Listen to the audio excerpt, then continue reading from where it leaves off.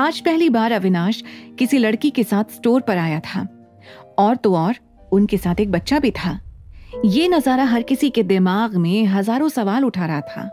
आखिर क्या रिश्ता था अविनाश का इस लड़की और इस बच्चे से? मिसेस डिसूजा के साथ साथ स्टोर में मौजूद हर एक एम्प्लॉय की क्यूरियोसिटी बढ़ती ही जा रही थी। मिसेस डिसूजा चोर नजरों से नव्या को देख रही थी। नव्या को समझ आ गया था कि लोग उसके बारे में जानना चाहते हैं, इसलिए उसे एम्बैरेसमेंट फील हो रही थी। उसने सबका ध्यान हटाने के लिए तुरंत एक ड्रेस उठाई। ओह, ये इस साल का न्यू कलेक्शन है, बिल्कुल लेटेस्ट डिजाइन ऑफ ज़ाविया ब्रांड। इस ड्रेस का सिर्फ एक पीस आया है, and looking at the beautiful colour of this dress in your face, I feel that it is the most suitable dress for you, Mrs D'Souza ने मुस्कुराते हुए कहा।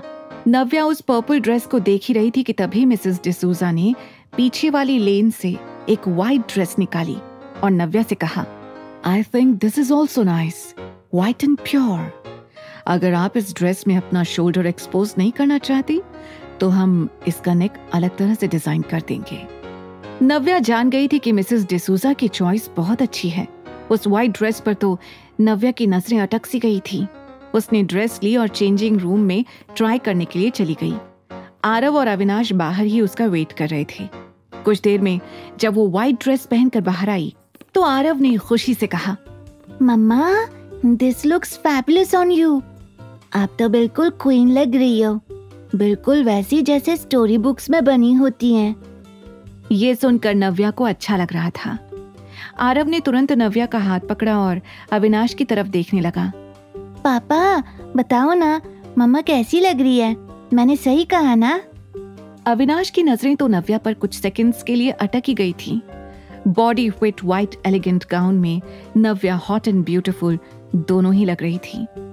उसने नव्या को पहले कभी इस तरह की ड्रेस में नहीं देखा था। तभी आरव ने फिर से कहा, बोलो ना पापा। उसकी तेज आवाज से अविनाश अपने ख्यालों से बाहर आया और बोला, you are looking amazing Navya, Aarav is absolutely right. उसकी तारीफ सुनकर नव्या का चेहरा ना चाहते हुए भी शर्म से लाल हो गया था। उन तीनों के बीच हो रही बातचीत पर मिसेस डिसूजा का सबसे ज्यादा ध्यान था। व्हाट? मतलब सच में मिस्टर आहूजा का एक बेटा है? ये सोचकर मिसेस डिसूजा एक बार फिर आरव को ध्यान से देखने लगती हैं।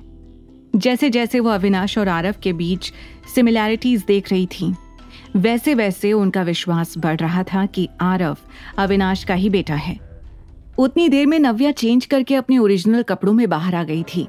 अविनाश ने तुरंत वो व्हाइट ड्रेस पैक करवाई और उसका बिल पे कर दिया। जैसे ही तीनों आकर कार में बैठे, अविनाश ने ड्रेस का पैकेट नव्या के हाथ में रख दिया।